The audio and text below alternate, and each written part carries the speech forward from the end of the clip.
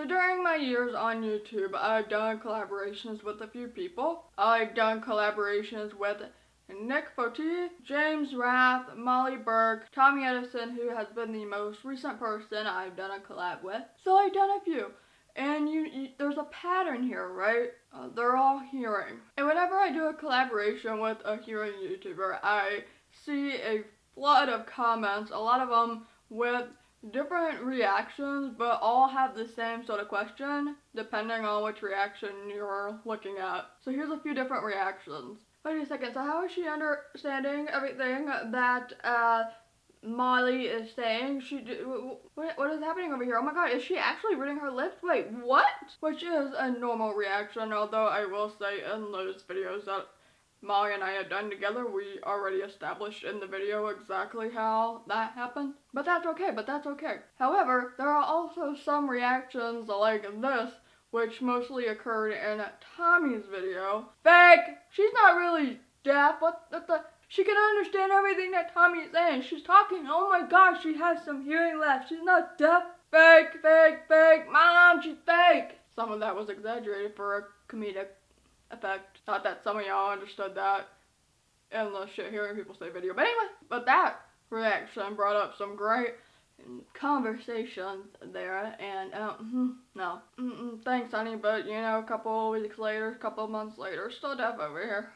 Still deaf over here with residual hearing like many other deaf people. But that's okay. What we're going to do is we're going to answer the question. So I'm going to, in this video, tell you exactly how it goes, how planning with another YouTuber who is hearing goes, because there is some planning that gets into this. First of all, if you haven't watched the video that I did with Tommy, a lot of this was already covered in that video, because you could just use those for this. But so every time I've contacted another YouTuber or they contacted me and we discussed doing a collaboration, we come up with a plan. We come up with what the idea is, you know, and what we're going to talk about and all of that. So I get an idea of what is possibly going to come out of the mouths and what I can say, you know, that kind of thing. Now, I had made a video called Bluffing. Something about bluffing. It was a video about bluffing,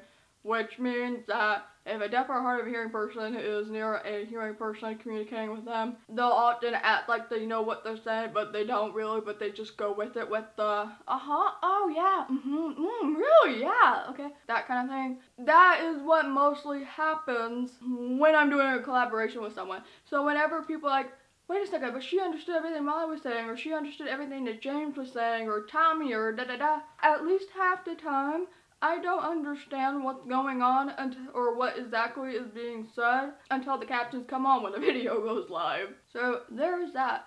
Another thing is script. Half of the collaborations I did were 100%, or at least mostly scripted. The video that I did with Nicola, which was a sketch video, that was scripted. The video that I did with Tommy on how deaf and blind people communicate, that was 100% scripted. That was 100% scripted. So I already know what they're saying because it's on a piece of paper that's actually right in front of us on the table. Now my lips reading skills are still practically non-existent, but if I have the script in front of me, I already know what the words are gonna be. I can read them pretty well from the person's mouth.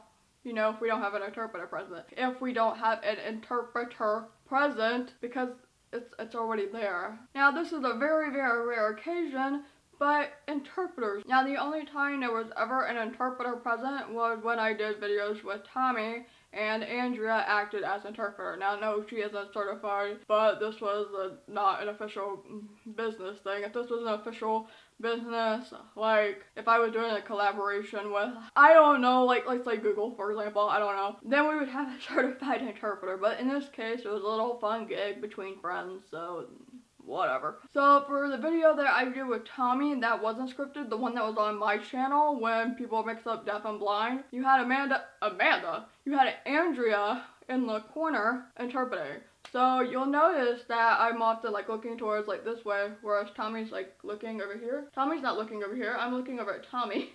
And she's, you know, over there. So it kind of just works out. So if we don't have a script, so for example, when I did a collaboration with James and Molly. James was the most difficult to understand out of all of them, out of all the collaborations that I did. So when the dating and disabled video went up, I actually didn't really know all of what he said. I got a portion of it, but most of it I didn't until that video went live and I watched it. And I went, oh, that's what he said.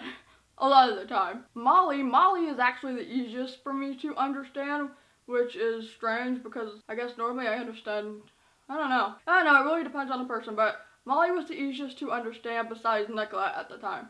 So a lot of the time I was hearing Molly pretty well, but that's because she was loud. She really amped up the volume, which is what works. Now, as you know, videos are edited, so there were a lot of times when we had to redo something because I didn't understand what she was saying, and then she had to repeat herself, or she had to reword what she was saying, or we were just gonna give up and then go with it. And I was like, yeah, never mind, just move on, because we don't have the time for this. And that's what I think a lot of people seem to forget, is that videos are always edited. So videos made me look as if I can understand them more than I actually do. And again, fluffing. Now, another thing that happens is pen, paper. This is kind of like planning, but sometimes if we're like right there and then doing the video, for example, I'll go back to when I did a video with Molly, and I show this in one of the videos. I think that was the one that we did on my channel, how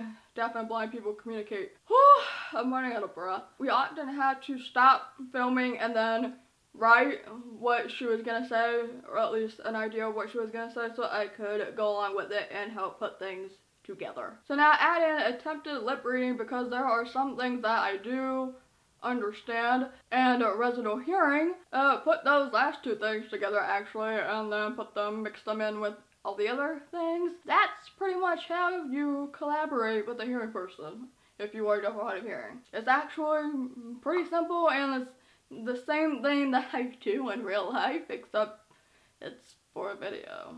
And should any more collaborations happen, that's what we're gonna do. It depends on who exactly I'm working with. Pen and paper, repeating, phones. It's just every day but fun. So hopefully that helps you out a little bit. Now I'm glad I had this video, so now that every time somebody asks, I'm just gonna link to this video to make it easier. If you want to follow me on all my social media, links to that will be down below. If you want to help support my content, you can do so by being a patron on Patreon. Link to that down below. Or you can leave a one-time tip on Coffee. Link also down below. I upload every Monday and Thursday unless otherwise stated, and I will see you later. Bye.